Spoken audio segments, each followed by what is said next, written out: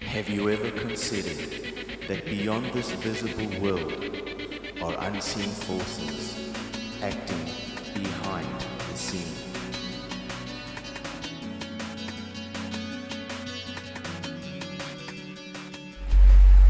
Welcome behind the scene. In the previous video, we looked at where the Christians contributed to the success of Donald Trump over my shoulder here, winning the elections in the United States at the end of 2016, and we found that indeed they did. This time we're going to be looking at why evangelicals in particular voted for Donald Trump. They make up only 7% of the population, voting population, as we saw last time. That's evangelical defined according to the Barna Group. But they did vote overwhelmingly for him, even though the reality is that they voted for Trump in smaller percentages than for the previous 5 elections, voting for Republican candidates. So in those previous 5, the Republican candidate got more votes, a greater percentage of the evangelical votes, than Trump did in this election. However, it was still significant enough that he really needed those votes. That's not particularly of interest to me. What's of interest to me is why evangelicals voted for Donald Trump. Just some disclosure, I would be considered an evangelical. However, I don't reside in the United States. I don't have voting rights in the United States. I've only visited once. However, I do feel I can answer this question. I spend a lot of time listening to bloggers, YouTube videos and other programs produced in the United States by evangelicals, and listening to them I have a very good idea of why an evangelical would vote for Donald Trump. I think this would be of interest to people who are not evangelical. I think it would be of interest to people who are evangelical, especially those living in the US. It'd be great to hear your opinion on what I'm saying that you did, or why you did what you did, keeping in mind that it was a smaller percentage voting for him. And we're just going to run over some facts from the previous video. I'll put a link down below. You can have a look at that video. That's the first video that answered the question, did Christians impact the elections in favor of Donald Trump? This time we're looking at why, not just Christians, but why evangelicals voted for Donald Trump. So why did evangelicals vote overwhelmingly for Donald Trump? Let's have a look. Very quickly, just 2 of the stats from the previous video. Evangelicals make up 7% of the voters that voted in the election, so as you can see, a very small slice of that pie. And the vote in the election by evangelicals was 79% for Trump and 18% for Clinton. That 3% for other is the smallest of the 5 faith groups we looked at in the previous video. So the other groups were more likely to vote for the 2 candidates that were not either Trump or Clinton. And then just a reminder that 79% by Donald Trump is the lowest for a Republican candidate in the last 5 elections. So if evangelicals tend to mostly vote Republican, then it's worth looking at why they vote Republican and how closely Donald Trump matches up to these Republican values which attract evangelical voters. So I've just picked 5 here. It's certainly not supposed to be an exhaustive list, but they are the ones that seem to come up continuously. The first one is pro-life. I'm going to guess that all of these are pretty obvious, especially if you live in the US, but even outside the US, pro-life is, the Republican Party tends to be stronger on pro-life. There's exceptions to every one of these points, but in general, Republicans would be pro-life. They would be more pro-Israel. You generally have to be pro-Israel, I would say, even on a Democrat, on the Democratic side, or Democratic Party side, but there is a tendency to be maybe more pro-Palestinian, and I'm using these words vaguely. You know what I mean by pro-Israel versus pro-Palestinian. It's a tendency to see things more from Israel's point of view, and the US, either way, even under Obama, just given a large amount of weapons to Israel. Israel is seen as the ally in the Middle East. It is the only real democracy there. Traditional marriage is another obvious one, more likely to be supported by a Republican than a Democrat. Conservative, I didn't really like putting this one on the list because it sort of overlaps with the other one. It's not mutually exclusive, but it maybe covers a lot of points that wouldn't go on this list. Republicans are more conservative and the Democrats are more liberal or progressive, whichever word you prefer. And then finally, Christian worldview. You would tend to find more of a Christian worldview from Republicans.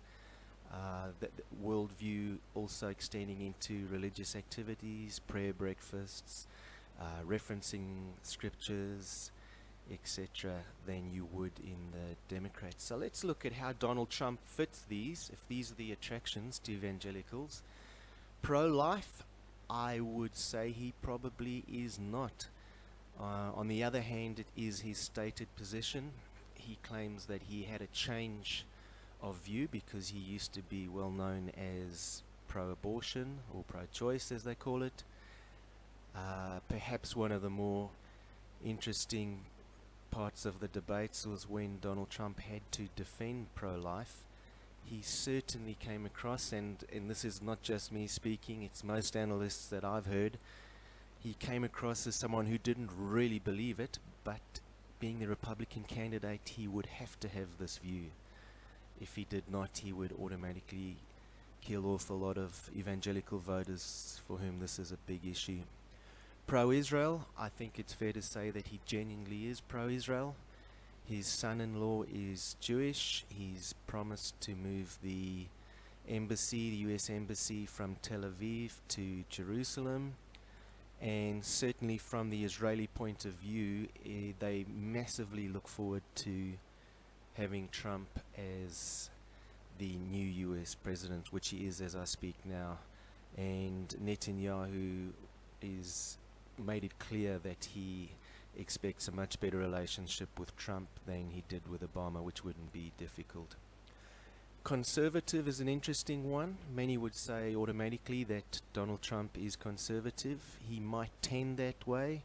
If you were to look at his endorsements of candidates in previous elections going back, he has supported both sides, including, amazingly enough, Clinton herself, as in Hillary Clinton. Perhaps, and I cannot say this for sure, perhaps he's the first candidate to run against someone that he has endorsed financially in previous elections. And then greater Christian worldview is of such interest to what we're looking at that I'm going to leave that one and look at it in detail a little bit later. One of the important reasons evangelicals voted for Donald Trump is that there really only were two real options, and by real I mean a candidate that was likely to win. Clinton was of course the favorite, but Trump was at least in there with a possibility. You couldn't say that of the other two candidates. And this might sound like a strange one, but let me give you an analogy. It would be like I had someone come around, let's say Joe Soap. He came around to my house for dinner, and I said to him, would you like sushi or would you like tomato soup? And he said tomato soup. The following day in the street, I might bump into some of Joe Soap's friends and say to them, do you know that tomato soup is Joe Soap's favorite dish? And they might be surprised to hear that, and when it gets back to Joe Soap, he may give me a call and say, look, I hear you were telling people that my favorite dish is tomato soup. Where did you get that from? And I'd say, well, the other day I gave you two options and you picked the tomato soup. And he would say, well, of the two options, that was my favorite, but it's certainly not my favorite dish. And that analogy is it's really simple, and yet it seems to confuse so many people who ask the questions. They may ask a question along the lines of, how could you as an evangelical support Donald Trump when he did X? or he said why. And the reality is there only were two options, and hence a vote for Donald Trump meant you thought he was the better of the two options. It certainly would mean that he encapsulates everything you believe as an evangelical. So anyone suggesting that Clinton would be the better option would have to motivate for that and say why she's the better option. You certainly cannot just pull out a single thing that was said or done by Trump and say that that means you cannot vote for him. It is a situation, I know of many evangelicals who would say they voted for the lesser of two evils. On the other hand, I've seen many who are really enthusiastic about Trump. There's a whole spectrum there, as you might expect. And it is always useful to remember that no matter what your level of enthusiasm was, you only had these two options. One massive reason that evangelicals may have chosen to vote for Donald Trump is one that is not that well known outside of the US, apart from those that follow these things, and that is the death of Justice Scalia, who was a member of the Supreme Court. The Supreme Court in the US has 9 sitting members, and they are split between more liberal voters and more conservative voters. With the death of Justice Scalia, the court was left with a 4-4 split between what would be generally considered more liberal versus more conservative judges. And when I call them voters, they obviously vote on issues as Supreme Court justices. Justice Scalia actually died at the end of the Obama term, and Obama tried to replace him with a candidate. However, it did not get through the Senate for various reasons. Most importantly, the Republicans did not want it to get through because they wanted the next president to select the Supreme Court judge replacement of Justice Scalia. That was obviously a risk in itself because there was no guarantee that it would be a Republican president, but at least there was a chance, and it turned out to be correct, or a game worth playing, you could say, because now it is a Republican-controlled Senate and a Republican president who will get to replace this man. So this is a massive consideration. I would imagine there would be many evangelicals who may have been hesitant to vote for Trump, but purely based on the fact that the next president was going to be able to select a replacement for Justice Scalia, they would have voted for him. They'd have to weigh up many things, but that would have played heavily on their minds, and it certainly is something that I heard mentioned many times, and it is a very important point given the amount of authority that the Supreme Court has. It's very hard to get rid of someone off the Supreme Court, so once you're sitting with a 5-4 situation against your worldview, you could sit there indefinitely. And this is something that I think has been underestimated, the importance of this man's death at the exact time that it happened. Then we also have endorsement by evangelical leaders. It's very hard to gauge exactly the influence they would have had, but if looking at these 6 individuals, I've put 3 at the bottom that are well known on the internet, and the 3 at the top are just well known nationally for different reasons. In the top left we have Franklin Graham, who did not explicitly endorse Donald Trump, but I think anyone listening to him would know that he supports Donald Trump. He was very keen to get evangelicals to vote, and it was obvious who they'd vote for. I don't think anyone would argue for the fact that he was effectively tacitly supporting Donald Trump just by garnering votes from evangelicals. In the middle top we have Dr. James Dobson, who's well known for Focus on the Family, well respected. The top right we have Jerry Falwell Jr. His father was massively involved in politics. Then looking at the 3 online personalities, although the bottom left personality is also known for his radio show, that's Dr. Michael Brown. He's an interesting one because during the primaries he specifically endorsed Ted Cruz. When the nominee became Trump, he then said that he would support Trump, quite cautiously though. And yeah, many people are going to ask me what my opinion is on this. I haven't given it away much, but if you were to look at Dr. Michael Brown's views, I think he is by far the closest to anyone I've heard that would express views that are almost identical to my own.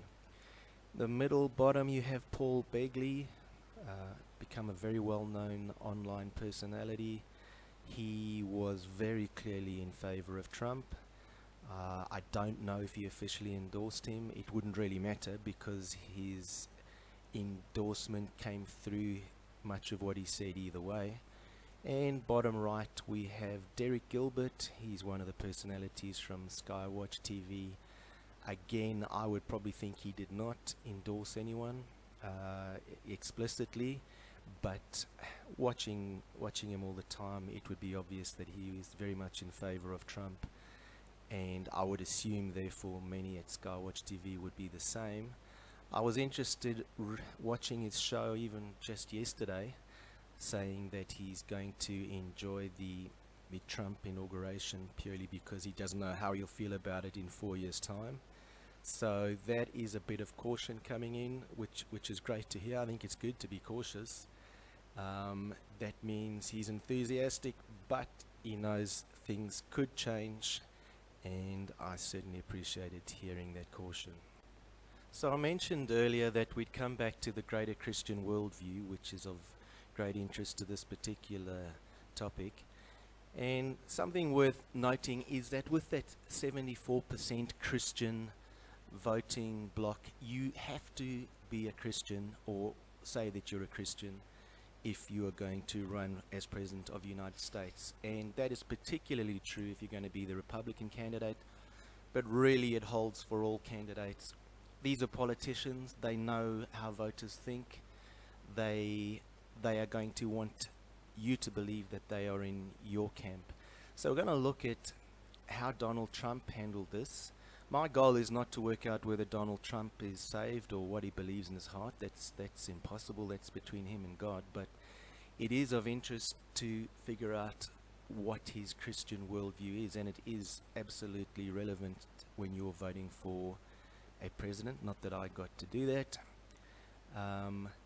So there are a couple of things I've noticed looking in elections gone by that are done to give the impression of being a Christian. Now, it doesn't matter if you grew up as a Muslim, like the previous candidate or previous actual president.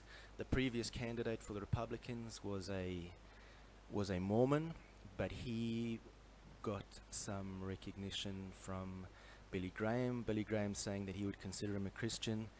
This is important when you're running for president, particularly as a Republican. So what do you do when you have to claim to be a Christian? And again, I'm not making any judgment on Mr. Trump, but I can see he's used certain strategies that are used by many of the candidates. And one of the things, looking at the first bullet point, is you let others do the talking. And this is incredibly important. You can say that you're a Christian, but don't get into Christian doctrine or theology too deeply. And notice I'm using the word Christian now as opposed to evangelical, which I have throughout the prior slides.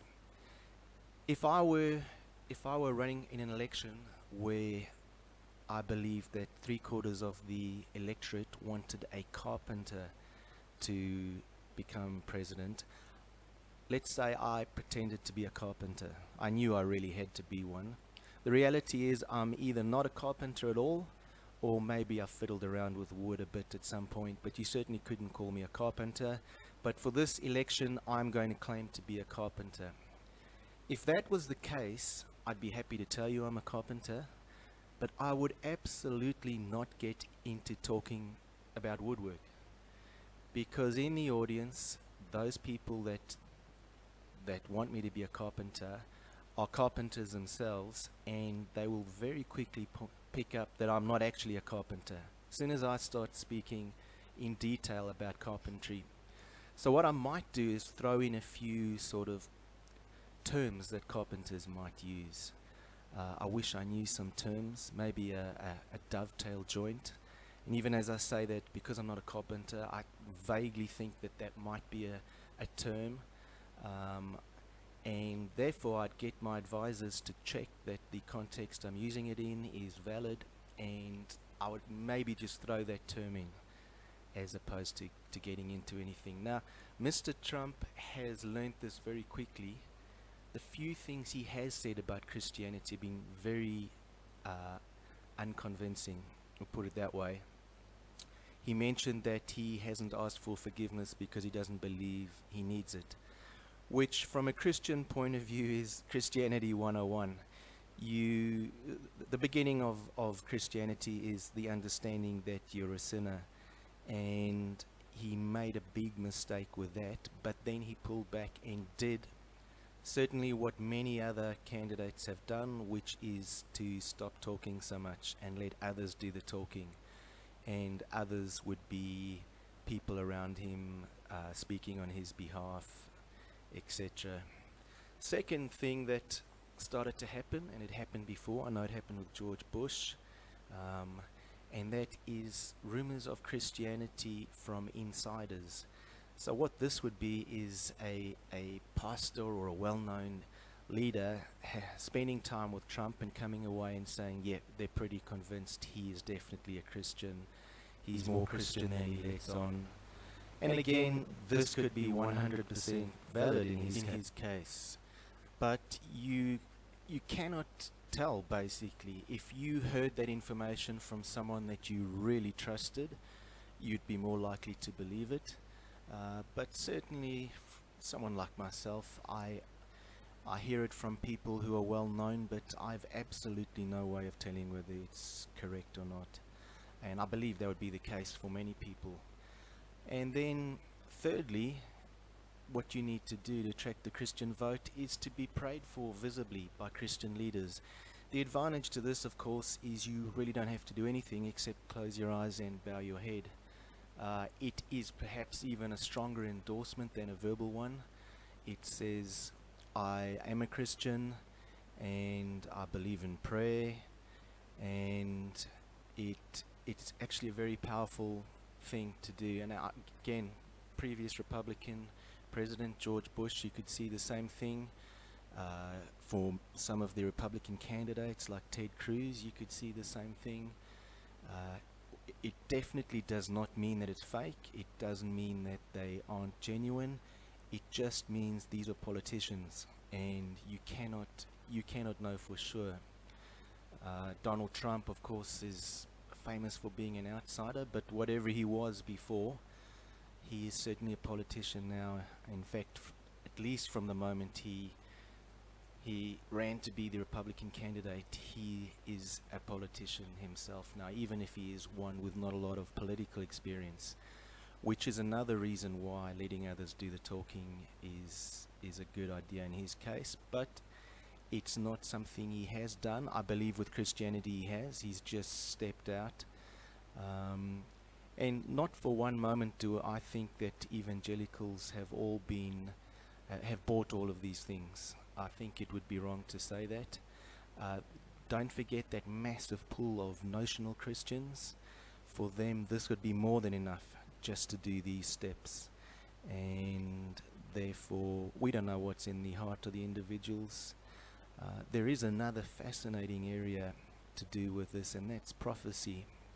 And it's people having dreams, visions, etc., saying who's going to be the president, what sort of president they're going to be, etc. And that is particularly interesting to me. And in the next video, I'm going to be showing you some clips.